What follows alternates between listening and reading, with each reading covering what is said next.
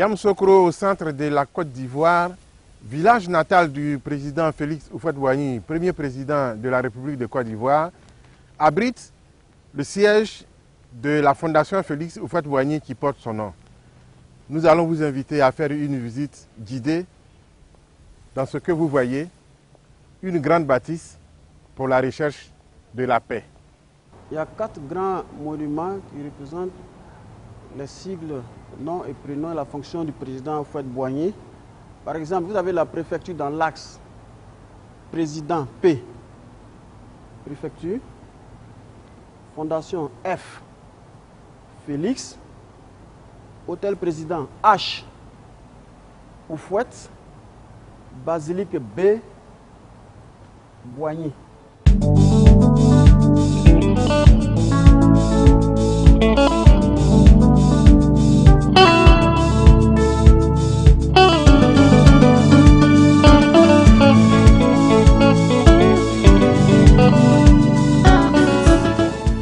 Pour Félix Houphouët-Boigny, la quête de la paix était la plus haute quête humaine.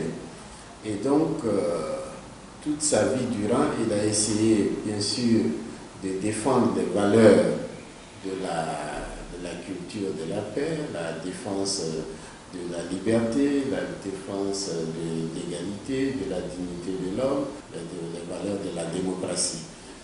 Donc, il croyait à ces valeurs-là. Et son action politique rend compte de ces valeurs. Ça a été d'abord la lutte anticoloniale. Vous savez que la colonisation, c'était un système d'inégalité, un système d'oppression politique, économique, culturelle. Et son premier combat, ça a été justement de lutter contre le système d'oppression coloniale. Ça a été la lutte anticoloniale avec le Rassemblement démocratique africain, qui était une fédération de partis politiques de l'Afrique noire dite française, et qui a permis d'amener le colonisateur français à faire des réformes et en fin de compte à permettre une indépendance négociée pour ses anciennes colonies. Quand il a pris les rênes de la Côte d'Ivoire, il s'est employé à bâtir une nouvelle nation en se fondant sur ces valeurs-là, ces valeurs de liberté, ces valeurs de justice, d'égalité, de tolérance et de paix. Il n'y a pas de paix possible sans une transformation des attitudes, des comportements individuels et collectifs. Quel sens on peut donner à la création de la fondation qui porte son nom, la Fondation Félix Houphouët-Boigny pour la recherche de la paix? Au départ, la fondation a été créée en 1973 en tant qu'institut de recherche politique et historique. C'était de rassembler toute la documentation sur la lutte anticoloniale du Rassemblement démocratique africain et faire des recherches politiques et historiques.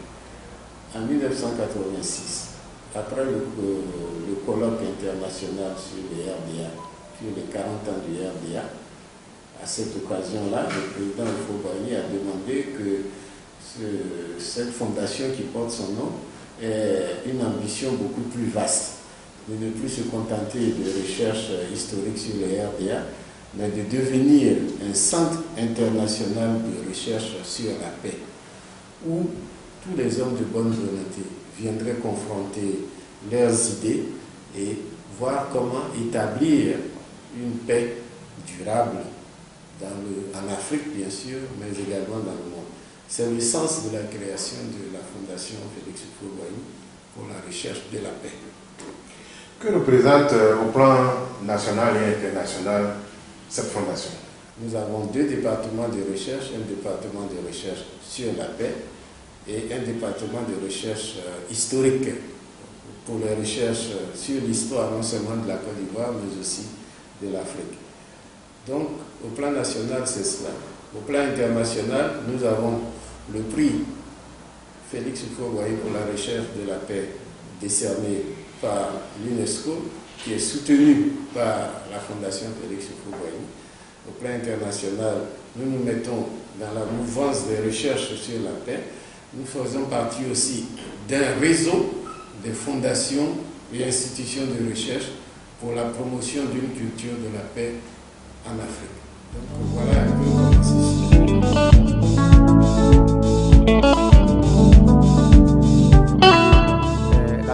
La superficie totale du secteur fait 55 hectares. Et parlant du volume du plancher, ça fait 55 000 mètres carrés. Et en termes de volume de béton, nous avons 50 000 mètres cubes de béton, c'est-à-dire pour la construction du bâtiment. Et sur le plan acier, nous avons 3 600 tonnes d'acier. Et puis, quand on regarde le vêtement par marbre, ça fait 100 000 mètres carrés.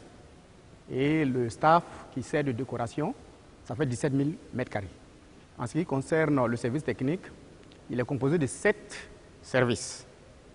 Il y a le service électricité, le service climatisation, le service plomberie, le service ascenseur, le service audiovisuel et électronique, la sécurité incendie et l'espace vert qui constitue, je dirais, la carte postale de la Fondation Houphouët-Boigny. Sur le plan électrique, nous avons 13 700 kVA en puissance électrique installée. Et en termes de climatisation, nous avions à l'époque 3 centrifuges qui produisent chacun 2,7 millions de frigories-heure, ce qui fait une puissance installée de 8 100 000 frigories-heure pour la Fondation. Nous avons 20 transfos, cellules transfo. Nous avons 2 groupes électrogènes de 1000 kVA chacun. C'est-à-dire qu'avec ces 2 groupes électrogènes, on pouvait éclairer Yamoussoukro pour donner un peu une dimension de ce que c'est que la Fondation. Le salon VIP où nous recevons toutes les personnalités avant de les accompagner dans les différentes salles de réunion. Et là, ce salon VIP est composé de 2 tables en marbre. Vous avez 2 petites à l'entrée et une grande table. On peut l'aménager selon les circonstances. Donc,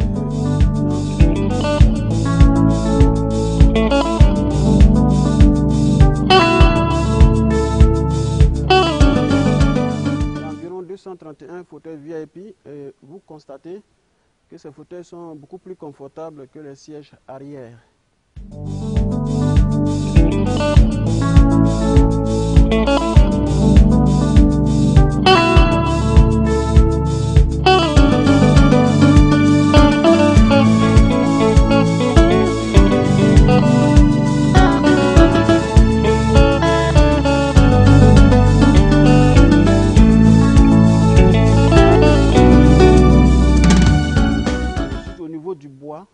Le président Félix Houphouët-Boigny a fait venir de certains continents une façon de dire que cette fondation a un caractère international. Dans cette grande salle, par exemple, le bois lui vient de la France. La France, qui représente tout le continent européen. Et ce bois s'appelle la loupe de frêne. La loupe de frêne.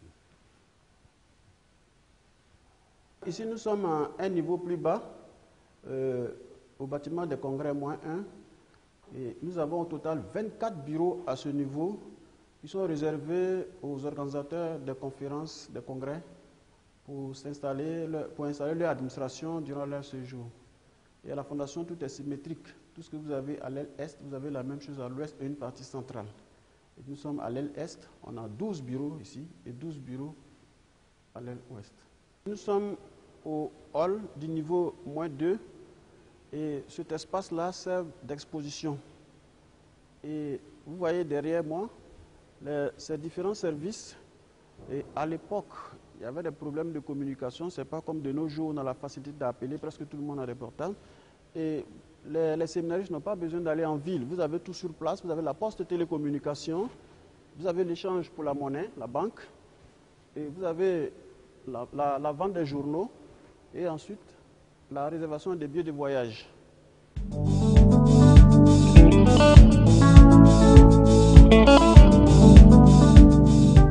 Ici, nous sommes au niveau -2 du bâtiment des congrès. Et ici, c'est la salle C, qui a une capacité d'accueil de 400 places assises.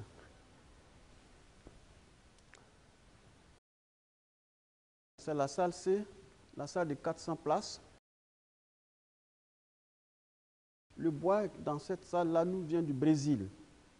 À travers le Brésil, c'est tout le continent américain qui est représenté ici. Nous sommes dans l'une des salles de commission pour les travaux en atelier. Et les salles comme ça, vous en avez 22.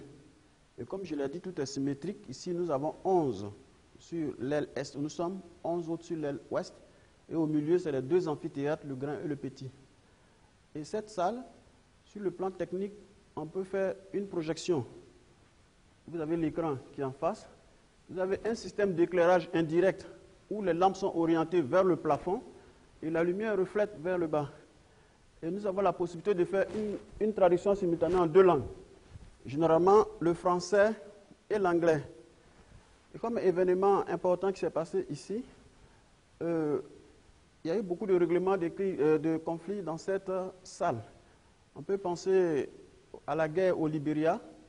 Les protagonistes se sont rencontrés ici pour pouvoir trouver une solution à cette guerre, à la fin de la guerre. Et ce qu'on appelle aussi le dialogue ivoirien, par rapport à ce qu'on sait, les différentes réunions se sont déroulées dans cette salle. Et la Fondation elle-même a baptisé cette salle la salle de réconciliation. Il y a 22 salles de commission pour les travaux en atelier. On a déjà vu un type de salle dans la salle A. Ici, c'est un autre modèle de salle de commission. Ici, vous avez 110 places assises et les tables sont dotées de microphones et de haut-parleurs.